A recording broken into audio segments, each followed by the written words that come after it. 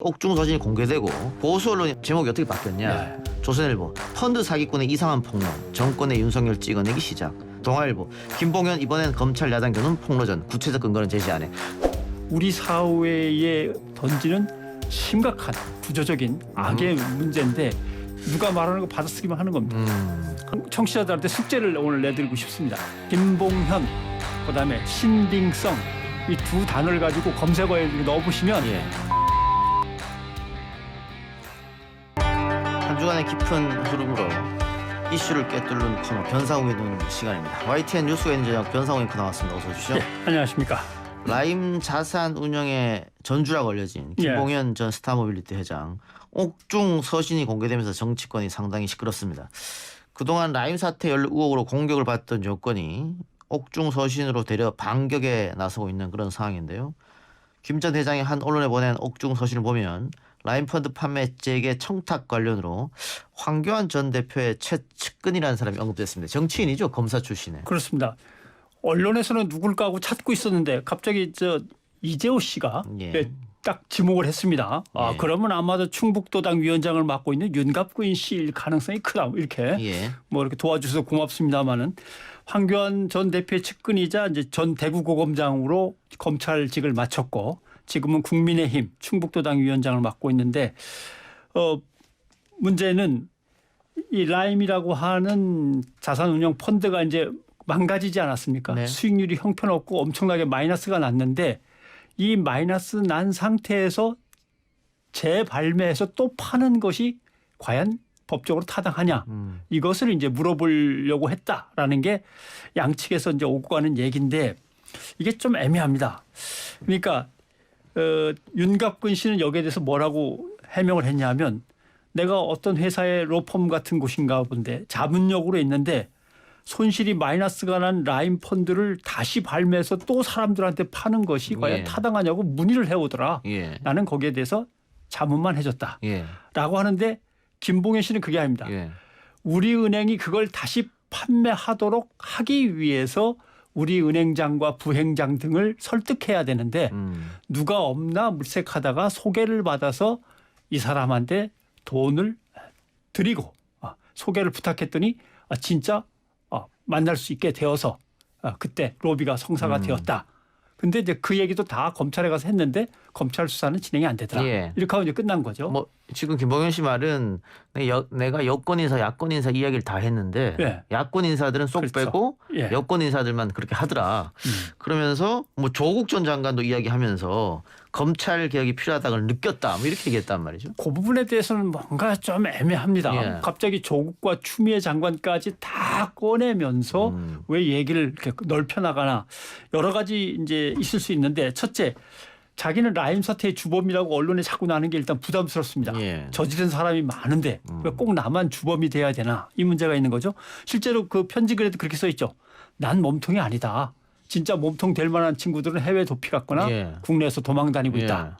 이렇게 얘기를 했거든요. 그래서 내가 라임 사태의 주범으로 찍히는 게 일단 부담스러운 부분. 그 부분을 덜고 싶은 마음도 있었을 거고 또 하나는 정치권과 관련되어서 뭔가 얘기를 하면 검찰에서 봐주겠다는 시도가 있었다. 나한테 회유를 했다라고 이제 본인은 주장을 하는 예. 건데 그걸 이제 사실이라고 전제한다면 검찰에 협조하면 나는 좀 빼주는 줄 알았더니 정관계 아니더라. 로비의 주범까지 돼갖고 주범자가 두 개 들어가는 거죠. 예. 라임 사태 주범과 예. 정관계 불법 로비의 주범. 그래서 이걸 어떻게 하나 고민하는데 상황을 돌아가는 걸 보니까 맨 처음에는 검찰에 협조했는데 윤석열 검찰총장 쪽으로 협조할 게 아니라 추미애 장관 쪽으로 협조하는 게 더 나은 거 아닌가? 이러면서 자기가 그동안 갖고 있던 이런저런 정보나 근거 자료들을 조금씩 풀면서 어떤 딜할 기회를 찾는 게 아닌가. 이제 이런 의혹이 들 수밖에 없는 상황입니다. 근데 김봉현 전 회장의 주장은 중간에 이제 변호사가 끼어가지고 뭐 행정관 정도는 안 되니까 수석 정도를 잡아달라. 예. 그러면 윤 총장이 이야기해서 뭐 당신을 보석으로 풀어주겠다. 뭐 이런 얘기잖아요. 예. 많은 사실이라고 한다면 굉장히 충격적인 이야기인데 예. 한쪽에서는 그 사기꾼 말을 거지것대로 믿으면 어떡하냐 그렇죠. 또 이러고 있단 말이에요. 예.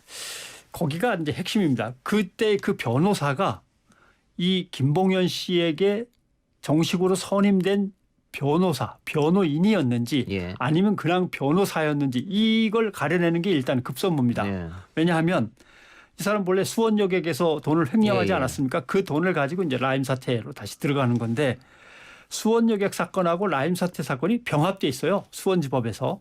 두 개가 하나의 사건으로 묶여서 재판이 진행 중입니다. 그렇기 때문에 A 변호사라는 사람이 확실하게 수원여객 사건의 변호를 통해서 라임 사태 변호까지 같이 지고 있었으면 변호사법 위반이 아니고 예. 그게 아니고 수원여객에서 딱 끝나고 라임 사태 변호사는 정말 아니고 수원여객도 손을 뗐다면 이건 엄청난 변호사법 위반인데 예. 이 변호사법 위반이 왜 문제가 되느냐 하면 검사들과 검사 출신이 검찰공화국을 유지하고 개혁의 저지를 위해서 예. 늘 그렇게 만나서 논의하고 검찰총장을 어떻게 밀어줄 건가 아니면 법무부 장관 쪽을 어떻게 상처를 줄 예. 건가 이걸 논의했다는 거 아니냐. 그럼 정치검찰의 어떤 그동안의 그 네트워크와 정치검찰의 정치적 암살 모의 있을 수 이것이 없는 거죠. 드러나느냐 예. 마느냐의 문제가 지금 이 사건에 얽혀 있는 예. 거죠.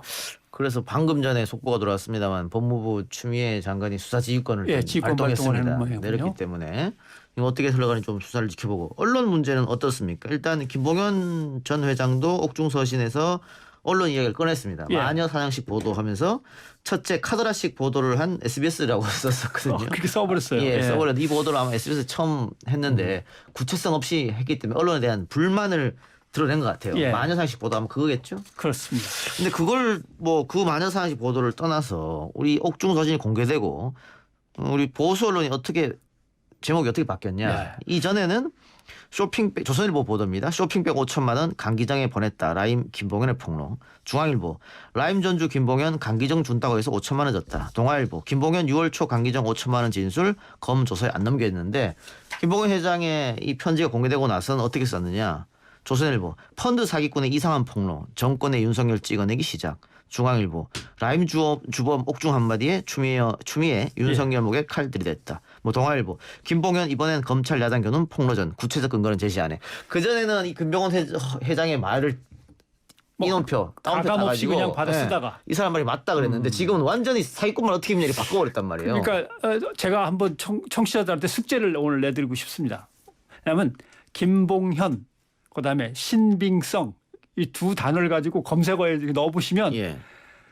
기사가 뜨는 게 다릅니다. 이전에는 두 단어가 관련이 없어요. 예, 예. 김봉현한테 신빙성을 문제 삼지를 않았으니까 별로.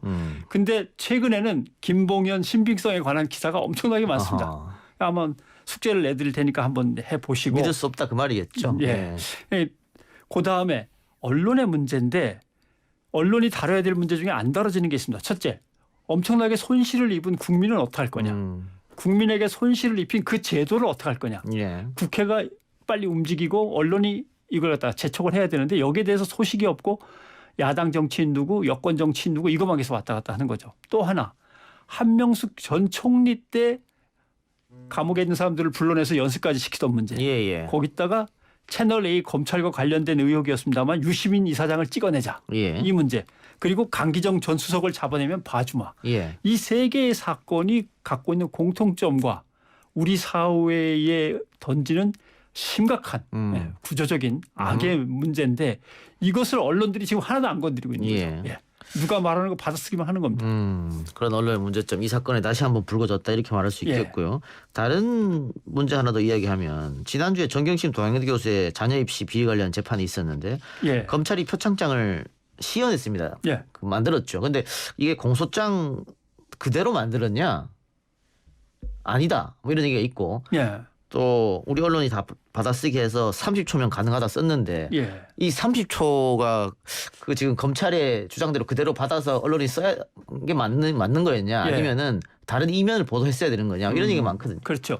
공소장대로면 4시 20분에 시작하는 걸로 돼 있습니다. 검찰의 공소장은 오후 4시 20분에 아들 상장을 캡처해서 파일을 만들어서 거기다가 총장님 직위는 따로 꺼내가지고 PNG 파일로 만든 다음에 다시 MS 워드 파일에 집어넣고 문서 DOCX라고 되어 있는 파일 연장자로 해서 저장을 하고 그걸 다시 꺼내서 거기서 직인 부분을 또 캡처해서 총장님 직인 PNG가 아니라 이번엔 JPG 파일로 예. 만들어서 그걸 또 상장 서식을 다시 꺼낸 다음에 거기에 PDF로 변환시켜서 등등등 해갖고 한 서너 차례 더 간단 말이죠. 예. 30초에 끝난다. 지금 읽는데 30초 걸렸거든요. 그렇죠. 예. 30초에 못 끝냅니다. 근데 예.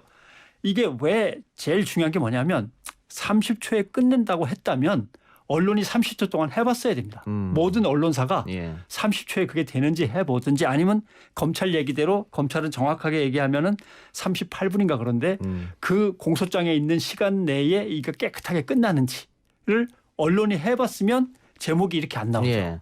언론이 해봤으면은 검찰 30초도 안 걸려 30초면 가능 검찰 시연 검찰 위조 시연 이게 나오지 않습니다. 왜냐하면 30초에 검찰이 끝냈다는 건 뭔가 문제가 심각한 예. 하자가 있다는 걸 의미하는 거거든요. 결국 이렇게 되는 거잖아요. 고기 다 다듬어 놓고 양념에 재워놨다가 그다음에 육수 내놨다가 채소 다듬은 다음에 김치찌개 끓일 때 한꺼번에 그릇에 넣는데 예. 30초 걸린다. 30초다. 예, 예. 그 얘기인데 이걸 안 해봤으니까 이해를 못하는 거죠. 예. 그냥 재판정에서 검찰이 이야기하는 것을 다운표해서 실어버렸다. 보십시오. 30초면 되지 않습니까라고 재판부에 얘기하니까 그대로. 30초에 끝내. 예, 우리 언론의 받아쓰기 문화는 또 관행은 좀 없어야 하지 않겠나 이번 사건을 보면서 다시 한번 느낍니다. 알겠습니다. 오늘 변사옥에 넣은 시간 여기까지 하죠. 지금까지 YTN 뉴스가 있는 저녁 변사옥 앵커와 함께했습니다. 수고하셨습니다. 고맙습니다.